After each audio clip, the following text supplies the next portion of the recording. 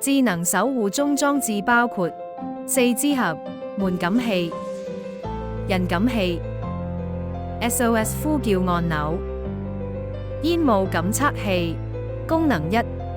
活躍警報，根據靜止狀態發送不同等級警報。如遇到緊急情況下按 SOS 求助信號，自動發送至服務中心或手機，確保即時反應。功能2：隱蔽獨居長者偵測，如門關閉狀態超過指定時間2天、3天或7天，會有3個不同級別提示，發送至服務中心或手機。功能3：智能門感器，住戶外出，當偵測到門關閉後，屋內無人，系統顯示屋內無人狀態。功能4：煙霧感測器，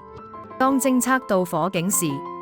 裝置會自動發出聲響提示。若同一大廈內同時有超過3戶偵測到火警，系統亦可選擇啟動互動式聯動，